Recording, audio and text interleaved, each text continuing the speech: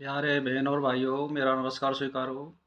विवेक चूड़ामणि में आज बताएंगे हम कि धर्म का ऑपरेशन कैसे होता है।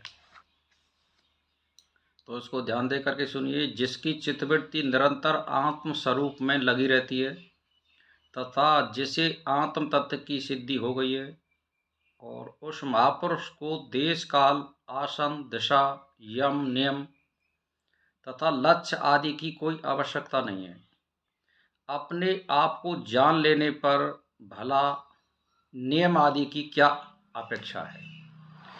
तो इसमें यह दिया गया है कि सभी प्रकार के यम, नियम, साधना, व्रत, उपवास, कर्म कांड, पूजा, उपासना, भक्ति आदि अज्ञानी एवं संसारी व्यक्ति के कर्तव्य कर्म हैं, क्योंकि इनमें इंद्रियों पर नियंत्रण होता है तथा वासनाओं में कमी आती है, जिसमें चित्त की वृत्तियों शांत होकर आत्म ज्ञान का मार्ग प्रशस्त होता है। साधना काल में साधक को देश काल, आसन, दिशा आदि के प्रतिबंध भी मानने पड़ते हैं, किंतु जिसे आत्मानुभव हो गया, जिसके लिए सभी साधन व्यर्थ हो जाते हैं, फिर उसको इनको पकड़े रहना भी बंधन का कारण बन जाता है। इसी प्रकार नदी पार हो जाने पर नाव की क्या कोई आवश्यकता पड़ती है, फिर उसका कोई प्रयोजन नहीं रह जाता है। तो उसे छोड़ देना ही बुद्ध मानिए नाव को। उसी प्रकार इन साधनों का भी मुक्ति को त्याग कर देना चाहिए, मुनि को त्याग कर देना चाहिए साधनों का। अवस्था यानी अन्यथा ये सब बंधन का कारण बन जाते हैं। यहाँ तक कि इसके बाद समाधि और गुरु का भी त्याग कर देना चाहिए, फिर वह स्वयं गुरु हो जाता है, अन्य गुरु भी उसका बंधन बन जाता है। ऐसा मुनि फिर ईश्वरीय नियमों को अपना नियम मानकर चलता है।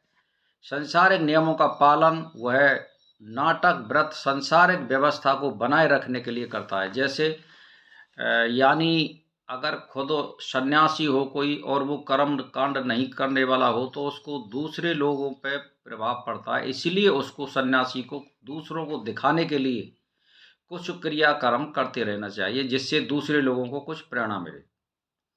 तो किसी लक्ष्य की प्राप्ति के लिए नहीं करता, क्योंकि लक्ष्य को उसको प्राप्त कर लिया है। वो दूसरों को दिखाने के लिए केवल शिक्षा हेतु वो कर्म करता रहता है। सन्यासी अपने लिए वो कुछ नहीं करता है। यह घड़ा है ऐसा जानने के लिए इससे वस्तु का ज्ञान होता है। उस प्रमाण सौष्ठव के अतिरिक्त भला और किस नियम की आवश्यकता है। जब तक किसी वस्तु को जानते नहीं, तभी तक उसके लिए तर्क, प्रमाण आदि देने पड़ते हैं। इसी प्रकार आत्म तत्व को जान लेने के लिए यम, नियम, साधना, चित्तवृत्ति निरोध आदि अनेक उपाय करने पड़ते हैं, किंतु जब आत्मा का प्रत्यक्ष अनुभव हो गया, फिर इन नियम, श्यम आदि की आवश्यकता नहीं है। सामने पड़ी हुई घड़ी को देखकर जान लिया कि यह घड़ा है, फिर उसके लिए किस तर्क, प्रमाण और नियम की आवश्यकता रह जाती है। इसके लिए फिर कौन सा योग साधना, भक्ति, तंत्र साधना, उपवास, कर्मकांड आदि क्रिया करनी पड़ती है। प्रत्यक्ष अनुभूति के बाद ये सभी कर्म कांड व्यर्थ हो जाते हैं। इसीलिए भाई और बहनों, आत्मा का अनुभव करिए, आत्मा का प्रत्यक्ष करिए, आत्म साक्षात्कार करिए। वृक्ष, पशु, पक्षी, मनुष्य आदि जो भी चेतन शक्ति है वही आत्म स्वरूप है, वही ब्रह्म है। जड़ प्रकृति भी उसी की शक्ति का विस्तार है। इस प्रकार सृष्टि का हर कण ब्रह्म स्वरूप ही है, जो नित्य सिद्ध है। उसे सिद्ध करने के लिए किसी प्रमाण की आवश्यकता नहीं है। जो प्रत्यक्ष है, सामने है, स्पष्ट दिखाई दे रहा है, उसके लिए किसी प्रमाण की आवश्यकता नहीं रह जाती है। केवल अंधे को वह नहीं दिखाई देता, इससे उस वस्तु का दोष नहीं है, बल्कि स्वयं की आंखों का ही दोष समझना चाहिए। आंखों वाले के सामने यह श्रुति, प्रमाण आदि के आधार पर स्वयं प्रत्यक्ष हो जाता है। आत्मा का ज्ञान किसी देश काल अथवा शुद्धि का भी अपेक्षा नहीं करता। उसका ज्ञान किसी मंदिर में ही होगा, मठ में होगा, गुरुद्वारे में होगा, ये कोई जरूरी नहीं है।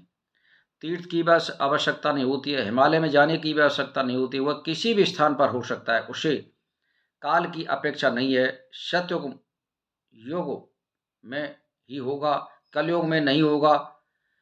पंच काल में नहीं हो सकता है आदि, उसे सिद्धि की जरूरत नहीं है। वो कभी भी किसी भी स्थान पर और किसी भी काल में हो सकता है। तो वह तभी को, यानी वह तो सभी को सर्वत हो सकता है, किंतु उसकी आंखें खुली हैं उसी को होगा, बंद आंखों वाले या अंधे को नहीं हो सकता। यानी ज्ञान बारी चक्षु का विषय है यहाँ पे। जिसको ज्ञान होता है उसी को परमात्मा प्रत्यक्ष होता है, ज्ञान चक्षुओं से ही वह प्रत्यक्ष हो सकता है। समाधि अवस्था में चित्त वृत्ति की समस्त वृत्तियां शांत हो जाती हैं, केवल मात्र एक ही चेतन शक्ति रह जाती है, वही निज स्वरूप है, जिसका अनुभव व्यक्ति को स्वतः ही हो सकता है। इसके लिए किसी नियम, प्रमाण, तर्क, वितर्क आदि की आवश्यकता नहीं होती है। स्वयं का अनुभव किया हुआ ही एक प्रमाण, एकमात्र प्रमाण है। जिस प्रकार कोई कहे कि मैं देवदत्त हूँ, उसी प्रकार ज्ञान प्राप्ति के बाद ज्ञानी कहता है मैं ब्रह्म हूँ। इससे न किसी साक्षी की आवश्यकता है, न प्रमाणों की आवश्यकता, वह स्व ही अनुभूत होती है। इसीलिए भाई और बहनों, आज के हम टॉपिक को यहीं समाप्त करते हैं। मेरा नमस्कार स्वीकार हो।